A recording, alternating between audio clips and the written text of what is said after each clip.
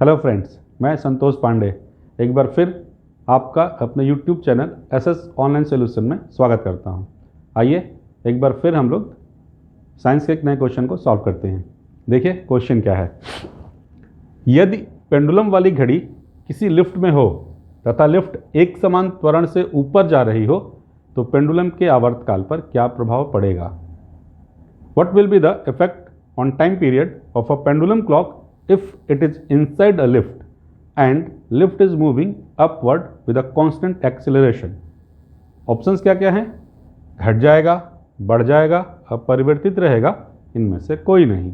Decreases, increases, remains constant, none of the above. Question क्या है? यहाँ पे देखिए डायग्राम है। ये मान लीजिए कि एक लिफ्ट है, ये लिफ्ट की ये डोरी है और लिफ्ट ऊपर जा रही है, कांस्टेंट एक्सीलरेशन से ऊपर जा रही है। इसके अंदर ये पेंडुलम वाली घड़ी है, जो पेंडुलम नीचे बना हुआ है ये ऑसिलेशन कर रहा है। अगर ये लिफ्ट ऊपर जा रही हो तो इस पेंडुलम के टाइम पीरियड पर क्या इफेक्ट होगा, क्या प्रभाव पड़ेगा, ये हमको बताना है। तो मान लेते हैं कि जो ऊपर की तरफ लिफ्ट जा रही है इसका कांस्टेंट एक्सीलरेशन ए है। यहां पर लिफ्ट जब यूपर जा रही होती है तो फॉर्मूला हमने बताया था सिंपल पेंडुलम के टाइम पीरियड का लास्ट वीडियो में, वही फॉर्मूला इस बार भी हम यूज करेंगे। T equals 2 pi under root L upon G। क्या होता है कि जब लिफ्ट ऊपर जा रही होती है कांस्टेंट एक्सीलरेशन से, तो जो एक्सीलरेशन ड्यू टू ग्रेविटी है, जो नेट ग्रेविटी है, जो नेट एक्सीलरेशन है, वो इस एक्सीलरेशन ड्यू टू ग्रेविटी में इसको ऐड कर लेते हैं। मींस एक्सीलरेशन ऐड हो जाएगा। इस फॉर्मूले में एक्सीलरेशन ड्यू टू ग्रेविटी में ए ऐड हो जाएगा, सम कर लेंगे। तो अब क्या हो रहा है देखिए, जो हमारा टाइम पीरियड है अब ये किसके प्रोपोर्शनल हो गया? 1 upon root G plus A. L constant है, 2 पाई कांस्टेंट है, तो time period proportional to 1 upon G plus A. Means क्या हुआ कि जो एक्सीलरेशन है पहले केवल जी था और अब जी प्लस ए हो गया है। मीन्स एक्सीलरेशन बढ़ रहा है, और जब एक्सीलरेशन बढ़ेगा तो टाइम पीरियड घटेगा, टाइम पीरियड यहाँ पे घट जाएगा। तो जो ऑप्शन है इसमें हम इसको करेक्ट क्या करेंगे? टाइम पीरियड घट जाएगा।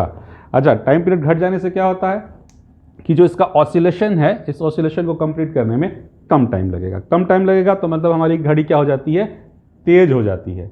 यानी कि कांस्टेंट एक्सीलरेशन से जब लिफ्ट ऊपर जा रही होगी तो घड़ी थोड़ी सी तेज हो जाएगी। हम ये कह सकते हैं कि उसका जो टाइम पीरियड है वो घट जाएगा, उसका जो आवर्तकाल है वो घट जाएगा, डिक्रीज हो जाएगा।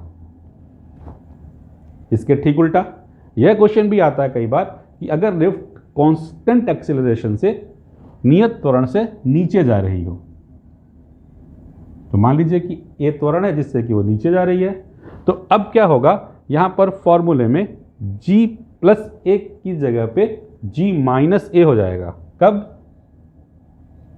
जब लिफ्ट नीचे जा रही हो, यदि लिफ्ट नीचे जा रही है।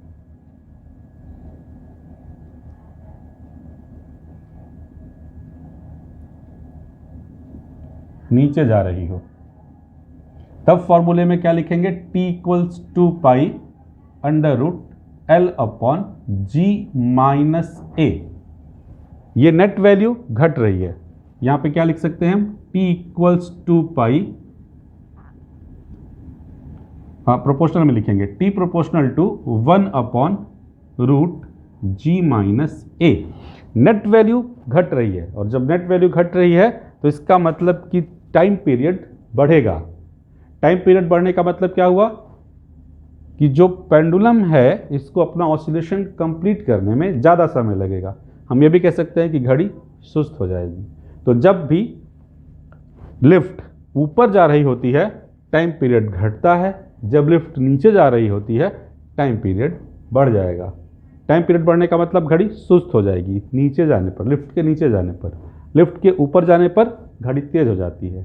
एक और बहुत ही इंटरेस्टिंग क्वेश्चन और इंपॉर्टेंट क्वेश्चन पूछा जाता है कि मान लीजिए कि इस लिफ्ट में पेंडुलम वाली घड़ी है और लिफ्ट की डोरी कट जाती है, काट दी जाती है। जब लिफ्ट की डोरी काट दी जाएगी तो अब वो फ्री फॉल होगा, स्वतंत्र रूप से गिरेगी। उस समय जब ये गिर रही होगी तो जो ए है त्वरण, इसकी वैल्यू जी के इक्वल हो जाएगा। कब?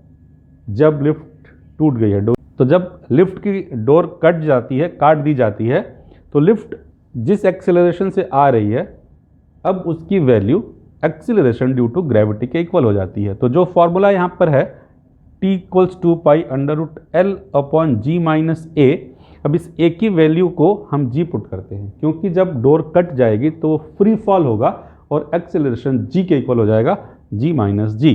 तो g माइनस जी क्या हो गया? 0। और किसी भी वैल्यू को 0 से हम डिवाइड करेंगे तो उसकी वैल्यू हो जाती है इन्फानाइट। तो t की वैल्यू इन्फानाइट, यानी कि अगर लिफ्ट की डोर काट दी जाए तो उसके अंदर जो पेंडुलम वाली वॉच है उसका टाइम पीरियड इन्फानाइट हो जाएगा। इसका मतलब क्या हुआ कि यहाँ पर इसको अपना पूरा एक ऑसिलेशन कंप्लीट करने में इन्फानाइट टाइम लगेगा।